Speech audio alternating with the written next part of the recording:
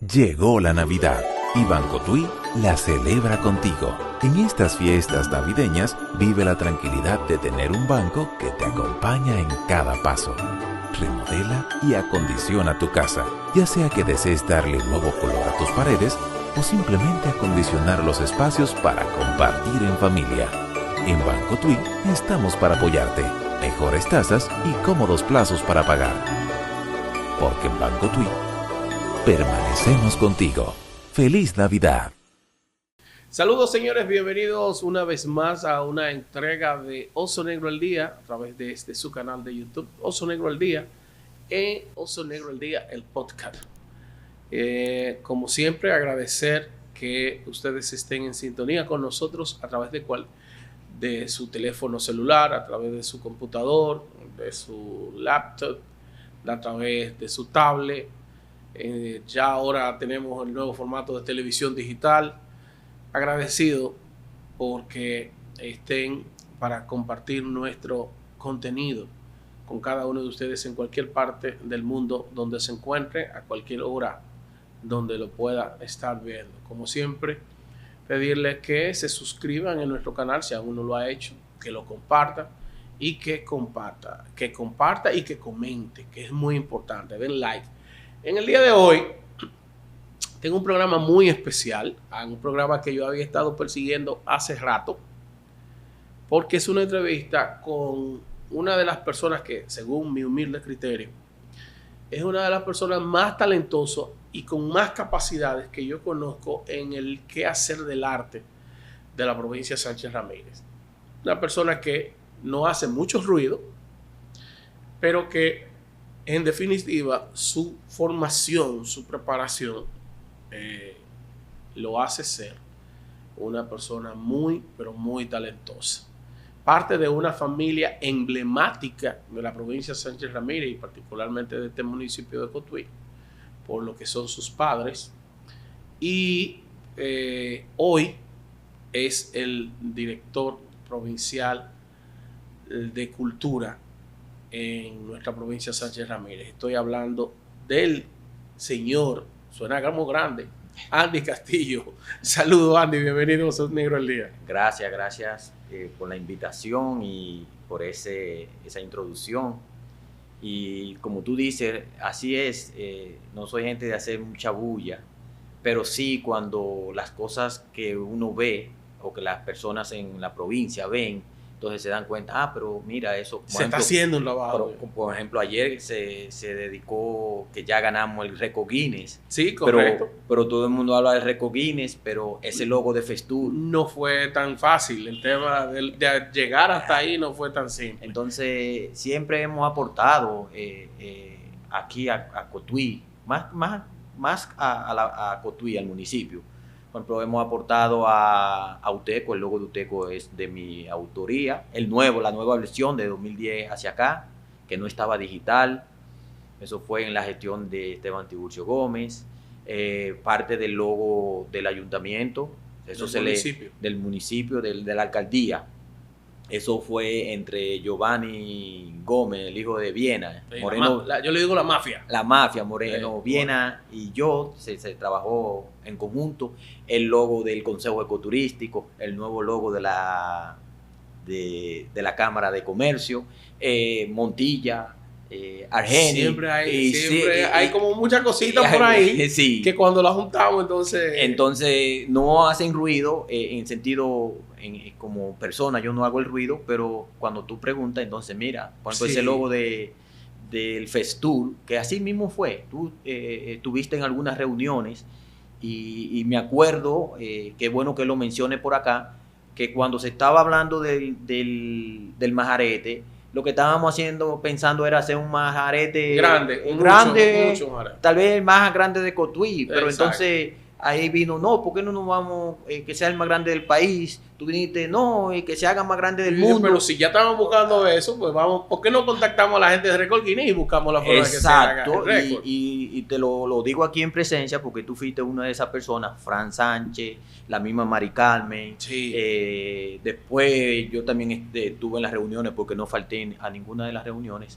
Pero sí hemos hecho muchísimo aporte a Cotuí, que la gente no lo sabe, el tema cultural ahora mismo, el tema de la cultura está trascendiendo muchas cosas, el mismo tema del Espíritu Santo, la cofradía, el jameo, que ha sido una agrupación que fue enfocada especialmente para el folclore, la música folclórica. El doctor Núñez llama a algunas cosas diosidencias. La gente le dice coincidencia, pero diosidencia. Fíjate que a propósito, no debería decir yo que sea quien lo mencione, pero a propósito del tema de la formulación de la idea en un principio de que hiciéramos el majarete más grande del mundo, un Guinness Record. Resulta que a mí me tocó hacer la transmisión y yo no estaba supuesto a estar en la transmisión de ese día. Me tocó de manera fortuita por mucho tiempo hacer la transmisión completa, 10 horas. Y entonces resultó que por haber estado ahí todo el trayecto, fui el primero en probar el majarete cuando se hizo. Pues acuerdo también que ahí estaba este muchacho de Andariego. El Andariego, correcto. Creo que Ginés. Sí, Ginés estuvo, Ginés Jerez, estuvo Frank, sí. Estuvo como parte en un momento determinado. Eury Siriaco era justamente quien estaba conmigo en el momento que se terminó. Y bueno, fíjate, hoy en día podemos celebrar, gracias a Dios tenemos un nuevo récord que fue implantado en la provincia de Sánchez Ramírez, particularmente en el municipio de Cotuí, dentro del marco del Festur. Pero nos hemos ido muy hacia adelante.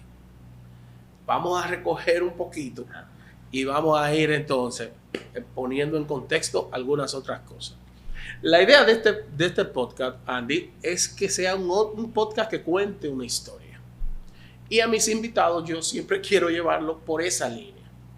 Entonces vamos primero a conocer esa pequeña parte, ¿no?, de tu historia, esa pequeña parte. Tú eres hijo de José Castillo y de la emblemática doña Zulima Rivas de Castillo, la profesora histórica, súper querida y respetada en nuestra provincia y particularmente aquí en el municipio de Cotuí, y que formó a muchísima gente. Entonces, ¿cuántos hermanos son ustedes? Total, 8. Somos 8 hermanos. 8 hermanos. Sí. ¿Tú eres en el orden cuál? El 7. El séptimo. Sí. O sea, tú eres el penúltimo de los hijos, el penúltimo. Después está Mariel. Ok. Entonces, ¿cómo es formarse, criarse debajo del manto de dos figuras? Bueno, don José era un hombre como muy tranquilo, es un hombre que no, igual que tú, no hace mucho ruido y muchas cosas, pero doña Zulima tenía esa imagen de mujer fuerte, dura, que en el liceo nos exigía, tienen que escribir correctamente y establecía una orden. ¿Cómo fue ser el hijo de figuras de este tamaño? Mira, en cuanto a mamá, puedo decir, siempre hubo libros, siempre había un librero bastante grande en la casa, la cual eso permitía que uno, tal vez de tema cultural, de uno ser culto, porque existe el intelectual y el culto. Okay. Entonces, el intelectual es la persona que tiene un intelecto, puede ser abogado y es el mejor abogado, y también el intelectual puede ser culto y el culto puede, pero en el caso mío, creo que el tema cultural era eso, de que estaban esos libros ahí constante, cada vez que uno se levantaba estaba ese librero, y además desde niño mamá nos enseñó, en ese tiempo existían los periódicos que ya hoy poco no están vigentes, pero sí en mi casa llegaban 2 periódicos, Listín o 3, El Nacional y Última Hora. Entonces ella cuando hablas del periódico, hay que decirle a estas nuevas generaciones que estamos hablando del periódico en su versión impresa. El 11x17, que se le llama tabloid. Entonces había como una tarea diaria que era, ella nos cogía una columna y nos la subrayaba, y esa columna nosotros teníamos que leerla y tener ese pensamiento crítico, que muchas veces lo menciono en los chats de WhatsApp. Tú tienes que formularte preguntas. También nos hacía una forma de uno reformular ese escrito, de con mis palabras, yo hacer o redactar ese mismo escrito. Eso me ayudó a hoy día redactar una carta. No tengo problema de redactar una carta.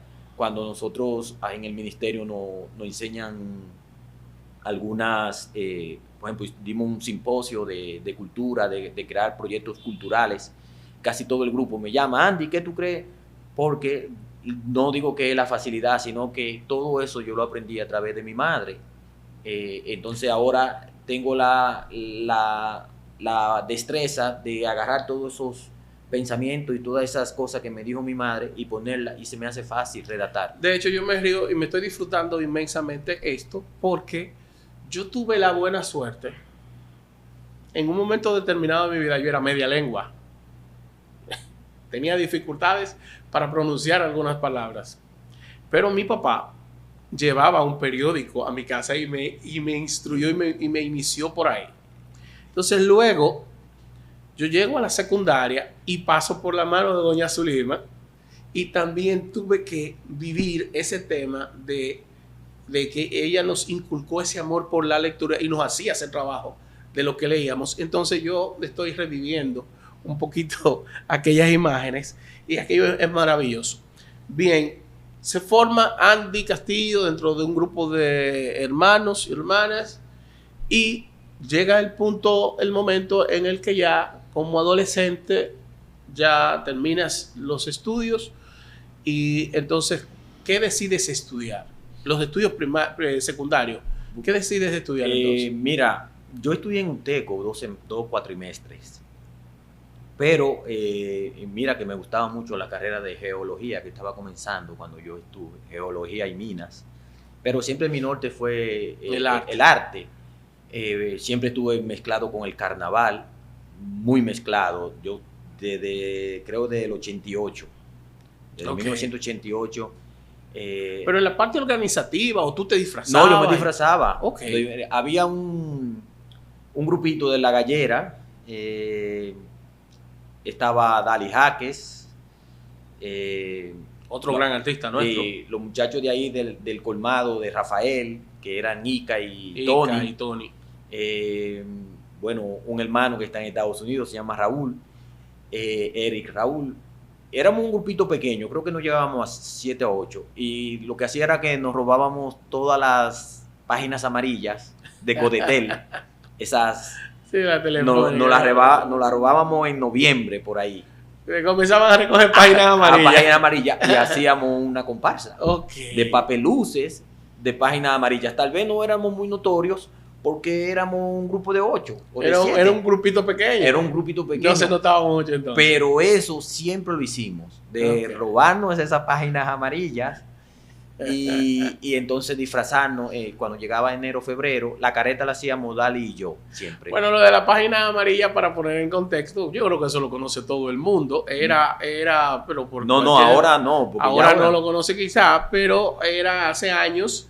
Esta telefónica de renombre internacional, y creo que todas las telefónicas tenían un libro que era como así, un libro lleno donde estaban todos los números telefónicos de inclusive familiares y cosas, organizados alfabéticamente.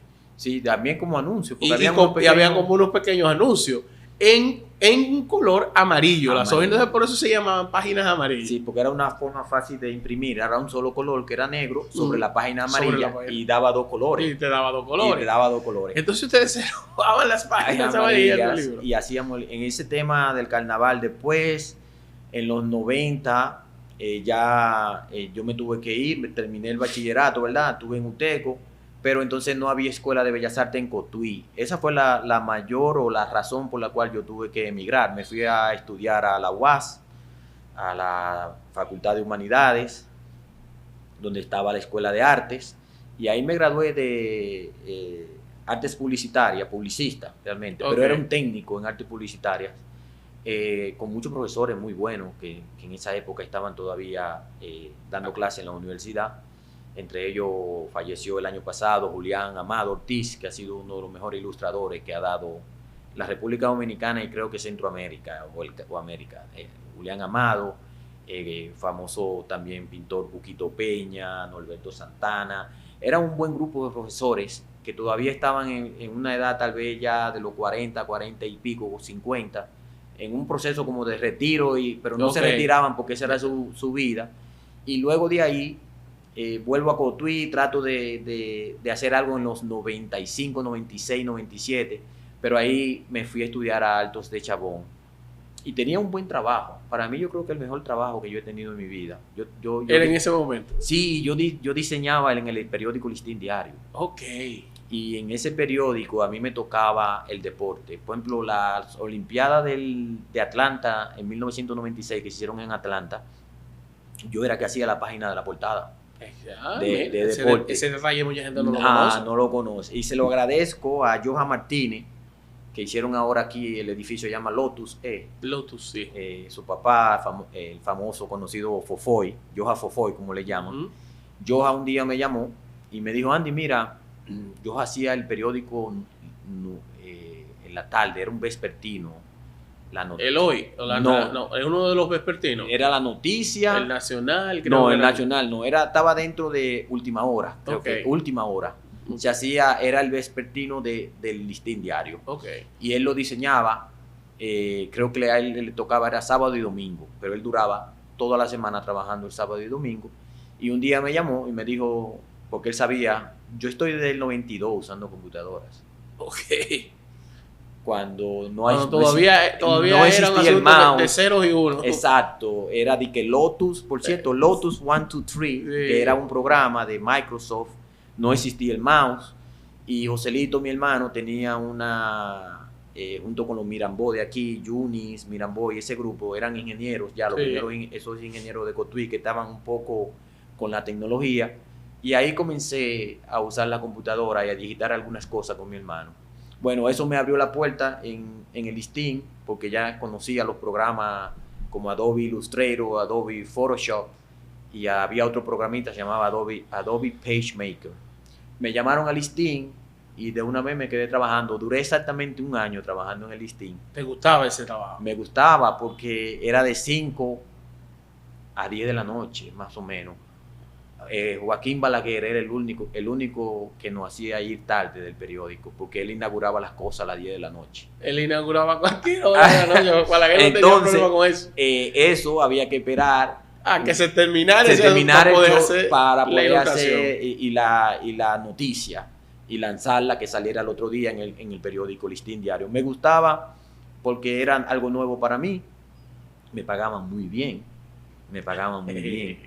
Y abandoné porque yo había aplicado una beca de irme a estudiar a Altos de Chabón. Entonces me acuerdo que los chelitos que tenía ahorrado ahí, lo agarré y me fui para Chabón a estudiar. Te aprobaron la beca y entonces te fuiste para Chabón. Sí, la beca era completa, todo lo que tenía que ver con la inscripción y el estadía ya. Pero la comida no. Entonces nada, me fui. Mis padres, aparte de mis hermanos, pero mi papá y mi mamá fueron los que dijeron sí, vete. Y ahí entonces luego me gradué con honores en la escuela y fui de 5 que le dieron beca a Estados Unidos, yo fui uno de ellos. Entonces es ahí cuando te vas a los Estados Unidos. Sí. Yo puedo decir que me deportaron para Estados Unidos. Sí, porque, deportado por la vía legal, pero deportado al fin. Sí, porque me acuerdo que esta señora Dominic Blurdon, que le agradezco bastante, me sentó así mismo como estamos tú y yo hablando y me dijo de qué constaba la escuela y que no podía fallar. Entonces eso fue una gran responsabilidad de poner en la mano en aquel entonces $18,000 por año. ¿De qué se trataba? Yo estudié Bellas Artes, pero mi graduación realmente la terminología es Artes Aplicadas, mención, ilustración, Bellas Artes. O Bellas Artes e Ilustración. ¿A qué universidad de Estados Unidos fue? Puedo decir, la mejor universidad del mundo. Se llama Parsons School of Design. Queda ahí en la Quinta Avenida en New York. Fifth Avenue, 13th Street, en la 13 con Quinta Avenida. Sí. Y era Nueva York, la gran urbe, la gran manzana. Sí. ¿Cómo fue entonces aquello para un muchachito que sale de Cotuí, que de pronto es de una familia que, como tú bien dices, desde un principio, desde muy joven, está recibiendo niveles de conocimiento, recibiendo niveles de culturización. Perfecto. Pero no tigueraje.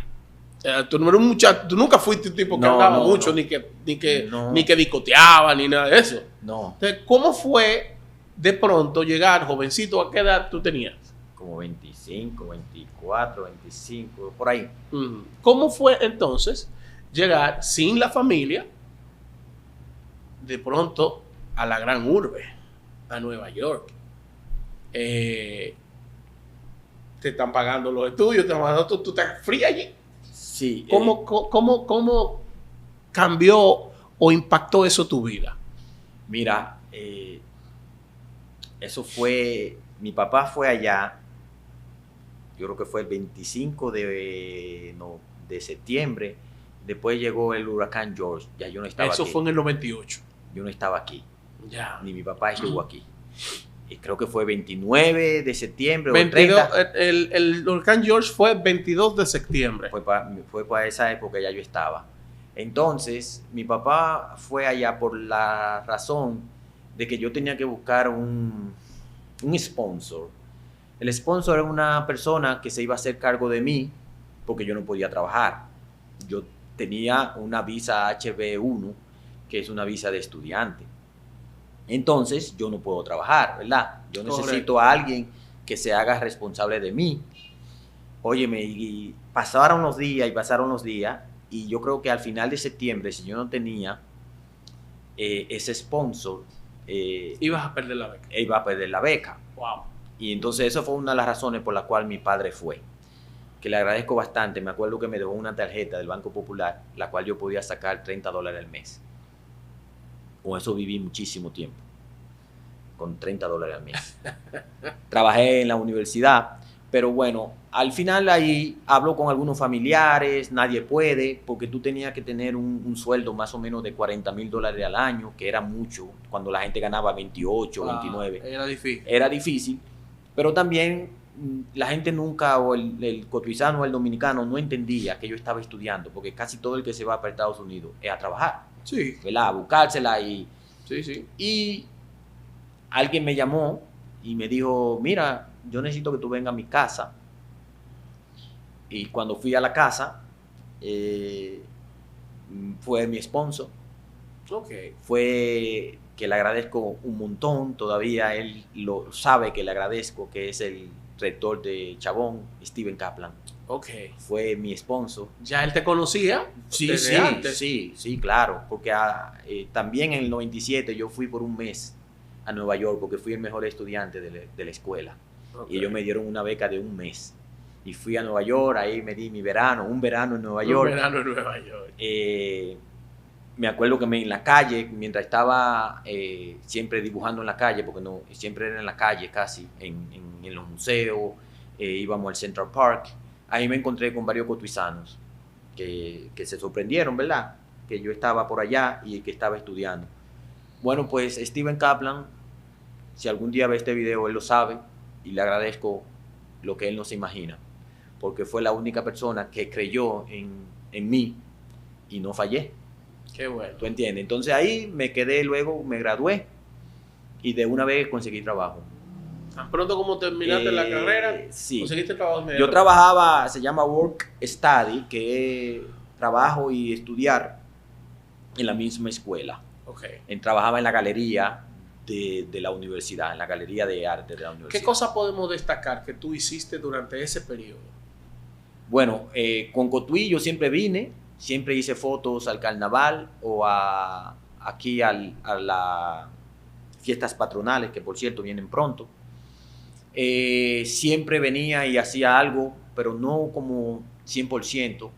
Y allá, claro, trabajé muchísimo. Yo trabajé incluso hasta le hacía trabajo a Tiffany & Co., la compañía, y a muchísimas otras empresas, pero había una empresa en la cual fue con la que yo estuve todo el tiempo trabajando, que es RSP Media, un estudio de fotografía, como se le llama High-End Photography, que es hacer fotos, bueno, a micrófonos, a carteras, a anillos, relojes. Por ejemplo, podíamos tomar hoy, teníamos $1 millón en relojes Rolex dentro del estudio, y ahí era un proceso la cual ellos creían mucho en mí por la visión del artista, y a veces cuando había que hacer una composición de los relojes, ellos me decían, hazme aunque sea un boceto de cómo tú quieres que se vea la composición de estos 3 relojes, y yo hacía el boceto, y era muy raro que el cliente le dijera que no. Muy bien. Entonces ese proceso ellos lo agarraban y se le llama stylish, que es agarrar entonces los 3 relojes y no fotografiarlos en diferentes fotos, sino poner los 3 en una sola mesa y hacer la fotografía. Entonces luego yo trabajaba en todo el proceso creativo, pero también yo retocaba las fotos, y hacíamos unos catálogos para Macy's, para muchísimas de esas tiendas bien. Lo que significa que es muy posible que nosotros hayamos visto muchísimo de tu trabajo y no sepamos que se trata de tu trabajo. Sí, una vez se hizo un trabajo muy conocido en el mundo entero, que fue con Catherine Zeta-Jones. Sí, la gran actriz. Sí, la gran actriz, que fue unas joyas de un italiano apellido Di Modolo, que fueron unas joyas bastante caras, anillos y aretes con un diamante de 30 quilates, cosas así. Una locura. Una locura. Y estuvieron por toda Nueva York, por todas las tiendas. Fue una buena campaña. También algunas gente famosas como el Joe Torre, que era el manager de los Yankees de Nueva York. Aquellos Yankees. Sí, gloriosos Yankees. Sí. Hubo muchos temas. Playboy, se hicieron algunas cosas para Playboy. Ajá. Sí, no muy así que digamos, pero sí se hacía. El estudio era completo. Todavía existe, todavía a veces tengo comunicaciones con ellos. Y hay muchas cosas que tal vez llegaron aquí a República Dominicana o por la web que tuvo la mano de un dominicano. Ok, ¿en qué momento tú decides, no, yo me voy a ir para mi país? Ya, yo quiero asentarme en mi país con mi familia, voy a comenzar. ¿Eso surge como una decisión así de Andy Castillo o recibes un ofrecimiento de trabajo? ¿Cómo funcionó esto? No, al final yo comencé poco a poco a venir 2 veces al año. Yo venía 1 vez al año, nunca dejé de venir. Ok. Entonces comencé a venir 2 veces al año. Entonces mi madre comenzó a enfermar. Mamá murió, creo que fue 16 de marzo del 2016. Entonces mi madre me dijo, mamá estuvo muy afectada por la chikungunya. Sí. Eso le dislocó el sistema, vamos a decir, nervioso, parasimpático, no sé cómo se le diría, pero sí el sistema nervioso. Y me dijo que si ya yo estaba en proceso de venir, de retirarme, entonces ahí poco a poco fui trayendo cosas y también haciendo un camino aquí, porque cuando yo llegué tampoco no fue que llegué, yo comencé entonces a dar clases en Chabón. La escuela en la cual yo me gradué fue la escuela que me abrió las puertas. Para que comenzaras entonces tú a dar clases. Sí, entonces yo también aquí traté de entrar al Politécnico. Yo fui de los primeros con esta sesión de arte que hoy existe en el Politécnico, pero duré unos meses dando clases. Estamos hablando del Politécnico Juan Sánchez Ramírez, sí. Okay. Sí. Vi que no me nombraron y me fui, porque duré como 2 meses o 3 dando clases gratis. Vi que el proceso no ligaba y entonces me regresé a Santo Domingo otra vez y ahí ya me dediqué 100% a la UAS. Otra cosa... Entonces tú estabas dando clases en la UAS también. No, ayudé, en Chabón. Sí, en Chabón 100%. Y en la UAS ayudé a que hoy es el rector, Editrudy Beltrán. Ok. Sí. En el 2016-18 él no ganó. Ganó Enma, me parece que era la rectora. Enma Paulino, creo. Exacto. Entonces Enma, yo le trabajé a Editrudy, que por cierto le agradezco bastante, más al hijo de Editrudy, Eileen Bertrán, que nos llamaba a su oficina y ahí hacíamos muchas ideas para trabajar el tema de su padre. Esa vez no ganó, pero luego trabajamos la segunda versión ya cuando él es otra vez candidato de la UAS y hoy sigue siendo hoy es el rector. A esa gente yo le agradezco bastante, y a un amigo que se llama Roberto, que fue mi compañero de, como se le dice, roommate en Chabón, que estudiamos juntos y de esa vez hasta hoy somos amigos. Bien, con respecto al arte, a la creación de arte en sentido general, ¿qué es lo que hace a Andy Castillo alguien especial? Mira, pintar no es lo mismo que ser artista, porque el arte tiene una particularidad y es que tú puedes pintar bodegones, ¿verdad? Frutas, puedes pintar un rostro, bien, pero el artista pone otra cosa. Yo puedo decirte que cuando uno llega ya a ese término del arte, es que cuando tú haces una exposición, la gente va a la exposición y se cuestiona. ¿Entiendes? A veces tú vas a una exposición, entras un día a una exposición de arte y la ves y te va. Entonces, no te transmite, no te da, tiene un mensaje. No tiene un mensaje, no te intriga. Entonces, el arte tiene, el que es artista tiene, y uno lo va logrando con el tiempo, claro, pintando, pero también leyendo, también viendo películas, también escuchando programas, viendo hoy día en el internet. Por ejemplo, un tema mío es, antes de irme a acostar, yo tengo que ver un video que me instruya, que me dé un conocimiento. Eso es parte de lo que tú haces como rutina tuya. Como rutina diaria. Antes de yo irme a acostar, si estoy frente a la computadora, yo saco 5 minutos y veo un video que me dé el conocimiento de Eslovenia, Cracovia. Son países por allá entre Rusia, la Bielorrusia. Y ahí uno comienza, y eso que uno ve por allá, y la experiencia que uno tiene, por ejemplo, conmigo en Estados Unidos, y todo lo que uno lee. Por ejemplo, yo tuve 4 días en la Feria del Libro. Yo no sé si hubo un cotuizano que duró 4 días en la Feria del Libro. Bueno. Y no porque sea de cultura, sino que siempre he ido a la Feria del Libro y compro mis libros. Compré 5 libros. Bien. ¿Entiendes? Entonces, eso es lo que te ayuda a uno ser artista. Y cuando tú hagas una obra y tú la pongas ahí en la pared, entonces tú tienes que el que va a ver la obra tiene que cuestionarse. ¿Qué quiere decir? Aquí tú entiendes que además de ti hay otros que quizás no se mencionan tanto, quizás no. Hay otros que tú dices, Andy, el hombre conocedor del tema, tú dices, él es un artista.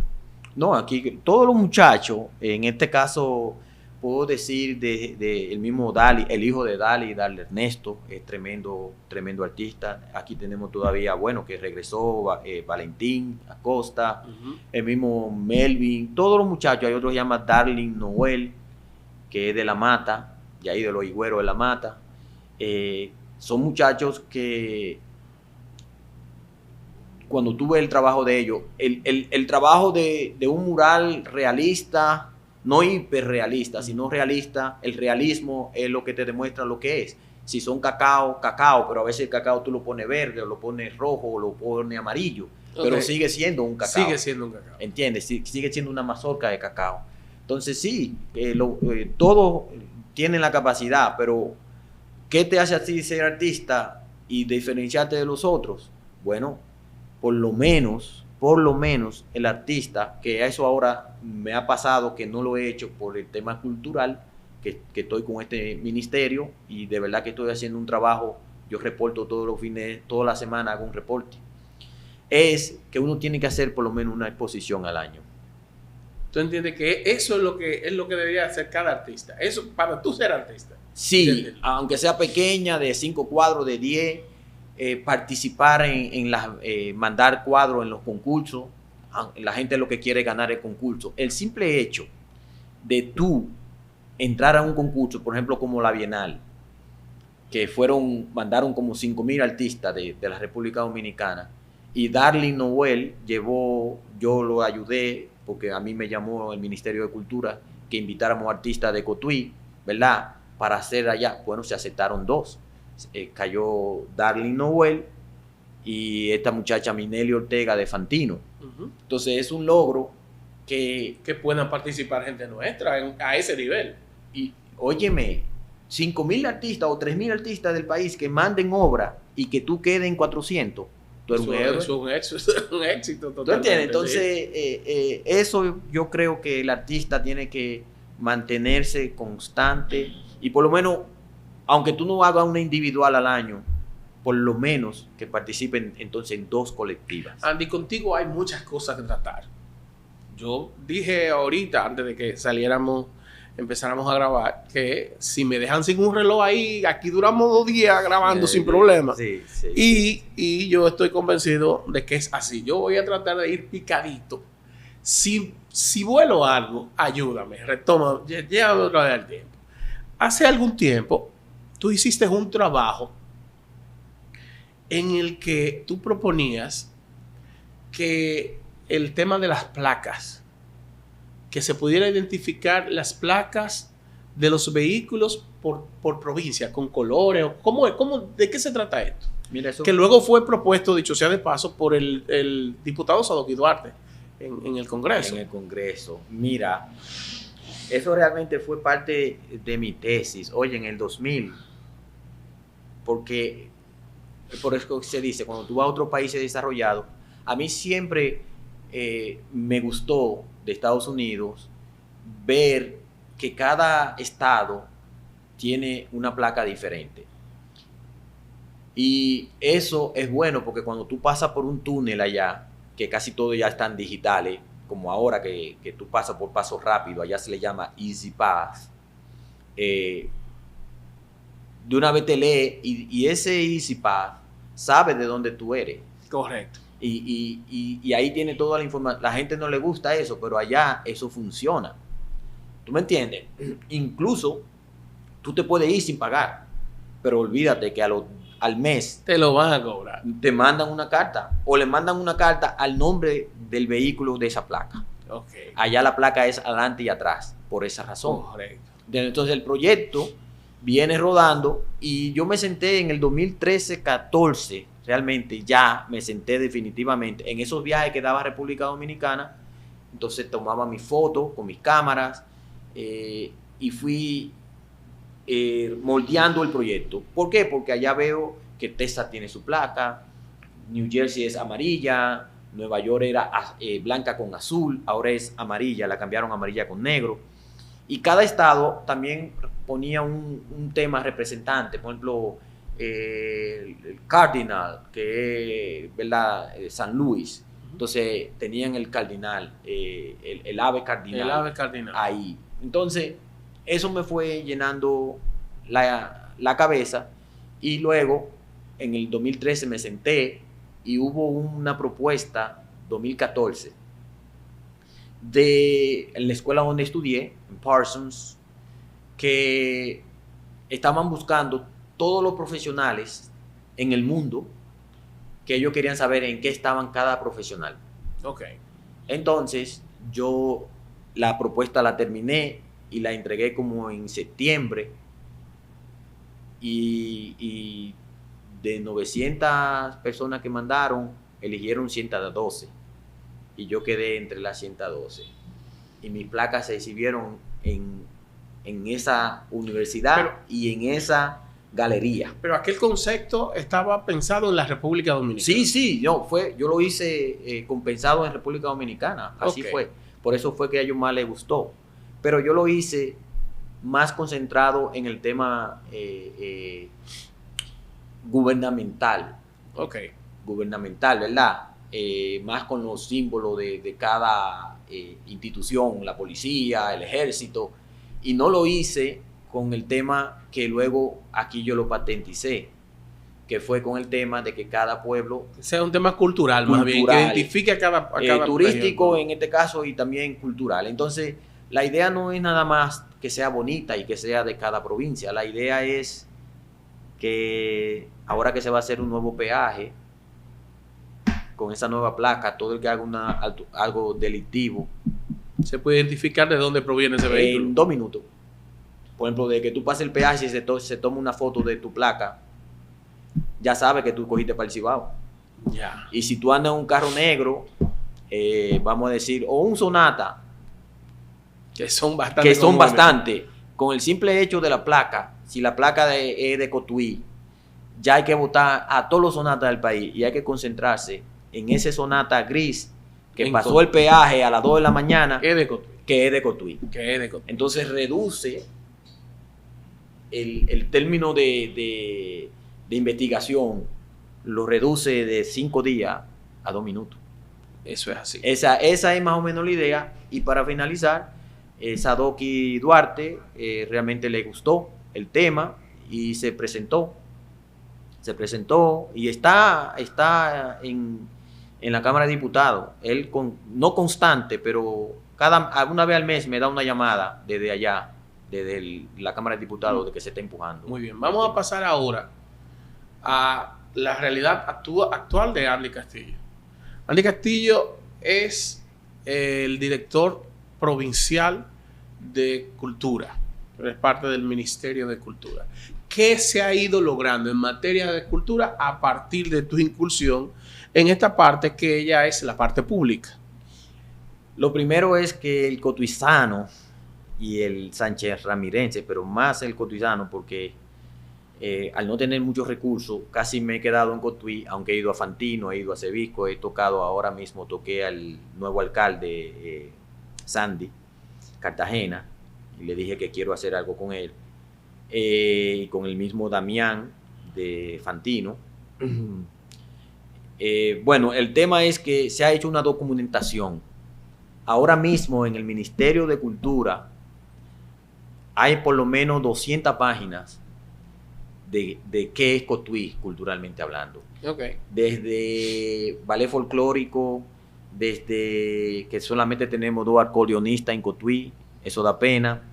De todas las actividades culturales. En Cotuí solamente hay 2 acordeonistas. Bueno, en la región aquí yo considero 2. Uno que está aquí en Cotuí, que le llaman Carmelo, que fue el acordeonista del ballet folclórico de Uteco, y Demetrio González, que es de Bacumí. Ok. Pero Bacumí. ese Demetrio González no es el mismo músico con renombre. Con renombre, sí, que tiene ahora una nieta muy buena que está trabajando haciendo unos temas buenísimos, Nicole. Okay. Entonces, se ha documentado semanalmente o cada 15 días. Yo me encargo, el ministerio me llama y yo me encargo de hacer un reporte de todo lo que está pasando, la Cofradía del Espíritu Santo, el mismo carnaval, que aunque siempre ha tenido trascendencia, pero en los últimos 2 años el desfile de carnaval ha sido muy diferente. Ok, mira Andy, nosotros tenemos que volver a grabar, nosotros tenemos que volver a hacer, y yo te voy a proponer aquí públicamente que por un tiempo hagamos cada 15 días, nos juntemos y hagamos un contenido para hablar de los distintos temas, tópicos culturales, porque son muchas cosas las que se han ido logrando. Sí, solamente en la cultura hay mucho en lo que se ha ido logrando. Sin embargo, hay cosas que yo quiero tocar así picaditas, rapiditas, aunque luego hablemos más ampliamente. ¿Qué es el jameo? El jameo es se deriva del jamming. El jamming es cuando un grupo de músicos, vamos al parque, nos encontramos en el parque, y yo llevo mi saxofón, tú llevas tu trompeta, el otro llega con un bajo y comenzamos el jamming. A tocar juntos. Y de ahí salen muchas cosas. Bueno, el famoso, como siempre lo he dicho, Bob Marley and the Wailers, que fue una agrupación muy conocida mundialmente, pero que nace en Kingston Town, Jamaica, ¿verdad? Entonces ellos comenzaron en un jamming así, en un estudio pequeño. Resultó que ellos iban los domingos y esa emisora se oía casi en toda Jamaica. Pero que como que nosotros fuéramos a Radio Oro, vamos a decir, en esa época. Y el locutor que estaba ahí fue sabio y grababa un cassette de ese jamming que se hacía dentro. Y ese cassette él lo fue vendiendo a Inglaterra. Cuando Bob Marley supo eso, casi mata porque cuando volvieron a Jamaica, sí, pero cuando volvieron a Jamaica no fueron a buscar al locutor. No, fueron a buscar a Bob Marley, al artista. Bob Marley, y ahí que las cosas. Entonces, el jameo no nos vamos a comparar por ahí, pero sí es que comenzamos juntándonos ahí en la cofradía, en la casa de Jorgito, y traíamos una tambora, una güira. Yo fui comprando instrumentos. Quiero que sepan que muchos de esos instrumentos, como el acordeón, que fue una donación de Jack Billo, un diseñador de joyas de Estados Unidos, con $800 costó. Y sacarlo de... No es tan barato. Y sacarlo de aduana me costó creo que 11,000. Wow. Y tuve que sacarlo en menos de 15 días porque parece que alguien se quería quedar con él. Además, entonces la MEO es eso, un conjunto de músicos que se juntan y que luego nos fuimos organizando. El propósito de la MEO, y ahí concluyo, fue que aquí Bellas Artes está haciendo un buen trabajo, pero con una música de banda, con saxofón, trompeta, en este caso violín, piano. El mismo Politécnico está haciendo el merengue tradicional con Julín y Alvin y Tito Guiro, bien, pero el tema folclore en Cotuí estaba muerto. Entonces, por ahí es que yo entro. Ok, entonces la Cofradía del Espíritu Santo. ¿Qué está pasando hoy con la Cofradía del Espíritu Santo? Y primero, para quienes no conocen esto, ¿qué es la Cofradía del Espíritu Santo? Bueno, la Cofradía del Espíritu Santo es la manifestación cultural más vieja de América, primero. Y de Cotuí hay datos desde 1533. Ahí donde hoy día está la Barrigol, esos negros esclavos que trajeron los portugueses y los españoles para sacar oro, y primero también se sacaba cobre para hacer las ollas de hervir ¿El maíz? No, el jengibre, pero también el azúcar. Ok. Se hacía ahí. Entonces, la cofradía fue un tema muy, muy hábil de la corona española, porque cuando traían esos negros esclavos, le permitían que ellos tocaran su música para que no se sublevaran. Ok. Pero ellos tenían su expresión cultural ahí. Sí. Y así se mantenían, digamos, en paz, tranquilo. Entonces, la Cofradía del Espíritu Santo, desde ese tiempo hasta hoy, sigue vigente en Cotuí, con una procesión que se hace siempre el último fin de semana o el último sábado de mayo, y si no cae sábado, el primer sábado del mes de junio. Entonces, la cofradía sigue vigente desde esa época hasta hoy, con mucha gente que ha pasado, mucha gente que ha muerto, pero hoy día lo que estamos haciendo es que la estamos llevando a otro nivel.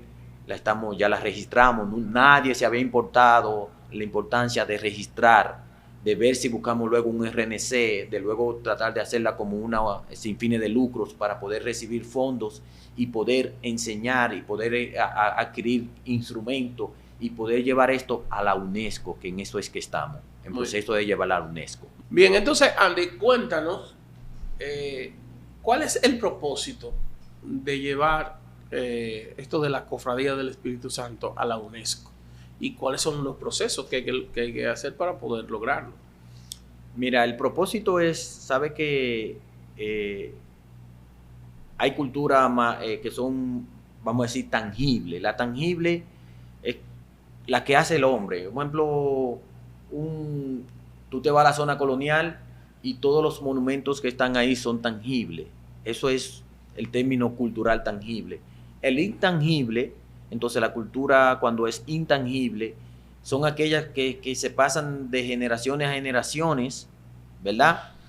Pero si no se mantiene viva ese término cultural o ese movimiento cultural, tienden a desaparecer. Por ejemplo, el carnaval cotuizano, si no se mantiene ese movimiento carnavalesco cada año en el mes de febrero y ese 27 de febrero que es único en Cotuí, se puede perder. Lo mismo entonces pasa con la Cofradía del Espíritu Santo. La UNESCO lo que hace es que dice que la Cofradía del Espíritu Santo es como lo que pasó ahora con el récord Guinness, ¿verdad? En este caso, la UNESCO dice que la Cofradía del Espíritu Santo es un patrimonio inmaterial de la humanidad o intangible de la humanidad. ¿Qué pasa con eso? Que bueno, si la UNESCO nos da ese aval, entonces nosotros podemos, cuando digo nosotros, las cofradías tienen se le van a abrir muchas puertas.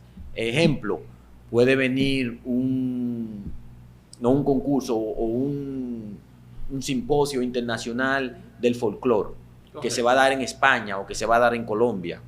Es más fácil que pueda participar la cofradía en una actividad de ese tipo. En una actividad de ese tipo. Bueno, ustedes van a hacer ahora en San Cristóbal van a hacer algo, una presentación que tiene que ver, creo, con la cofradía del Espíritu Santo. Sí, bueno, esa es una de las reuniones de los cofrades más trascendental que se hace en el país, que es en Sainaguá, San Cristóbal.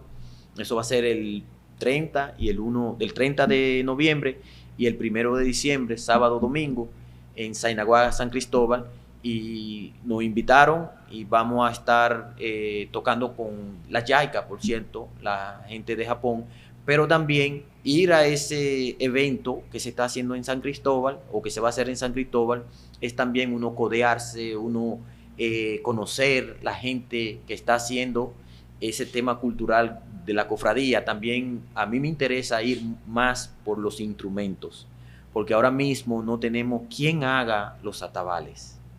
¿Por falta de instrumentos? No, sí, no hay quien lo haga. En Cotuí no hay nadie que haga un atabal.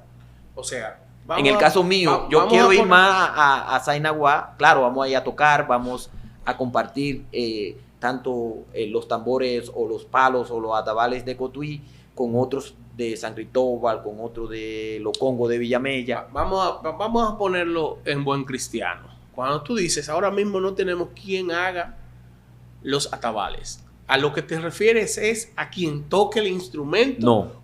O quien fabrique el instrumento. Quien fabrique los instrumentos. Eso requiere de un conocimiento especial. Claro. O sea, no cualquiera puede fabricar un atabal. No. Okay. Lo primero es que el mejor atabal, el mejor sonido lo da una mata de aguacate. ¿Cómo así? Sí, el tronco del aguacate. Y cuando no hay tronco de aguacate, entonces se usa el tronco de jabilla. Ya. Y ahora que se ha puesto tan difícil eso, entonces se está usando el tubo PVC, en el cual yo no estoy de acuerdo. Ok. ¿Por qué?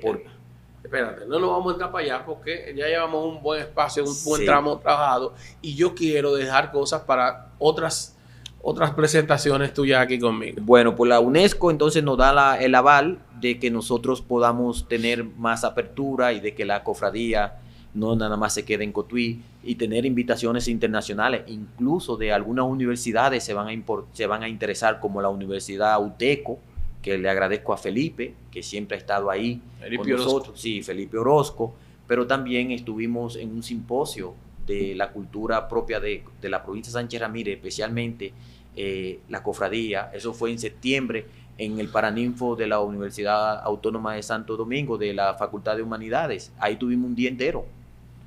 Ya tenemos que terminar y quiero agradecerte profundamente que hayas tomado de tu tiempo y que hayas venido a compartirlo aquí con nosotros. Reitero, ya no es si tú quieres, ya es casi en condición de obligado. Ya tú eres parte de Oso Negro al Día en la versión podcast y cada 15 días vamos a tener que venir y hablar un poquito más sobre cultura, ¿de acuerdo? Sí. Ahora, Claro. una pregunta que yo no puedo dejar de hacerte. Nada es fácil. Pero particularmente en pueblos como el nuestro, ¿qué tan difícil es hacer cultura? Según Andy Castillo. Yo siempre, mira, hay muchísima terminología de la cultura, que la cultura la hace el hombre, la cultura viene de cultivar, ¿verdad? De cultivar la tierra, pero en este caso de cultivar el culto, de cultivar todo aquello que tú haces, porque la cultura la hace el hombre, Ya. ¿verdad? La cultura no, si no hay hombre, no hay cultura. Ok. ¿Entiendes? Entonces, yo siempre digo que una frase o una definición de cultura, que la cultura es la posibilitadora de las imposibilidades. Hacer cultura en este país es a veces imposible, pero Me lo mareaste un chin, pero llegaste al punto. la cuestión es que cuando uno no tiene recursos y la gente no cree en la cultura, porque la gente no cree en la cultura, pero exige cultura. Okay. Por ejemplo, cuando estamos en el parque, la gente exige que esté la banda de música ahí tocando las retretas los domingos de 6 a 9 de la noche, ¿verdad? La exige. Pero si al otro día tú vas, que den una donación, muy difícil. Nadie. ¿Entiendes? Pero sí van y consumen esa cultura de la retreta de la banda de música en la glorieta del parque. Entonces, bueno, eso Andy, es. muchísimas gracias. Qué gusto que estuviera conmigo. Y ya tú Placer. sabes, en 15 días nos juntamos otra vez, Andy. Sí, vamos a darle porque hay muchas cosas en términos de cultura que podemos, y yo sé que esto se difunde bien. Por ejemplo, yo te lo digo, yo siempre te sigo, me veo los programas, cuando son interesantes, me duro la hora o los 40 minutos sentado, y hay muchas cosas de Cotuí que vamos a dialogar en el tema cultural, artístico, cultural. Qué bueno. De verdad agradecido. Muchísimas gracias. Gracias a ustedes también. Recuerden, suscríbanse, compartan, comenten. Y en este programa en particular, dejen todos sus comentarios, que le vamos entonces a tener a Andy para su próxima, la próxima presentación de él aquí, sus preguntas también. ¿De acuerdo? Gracias.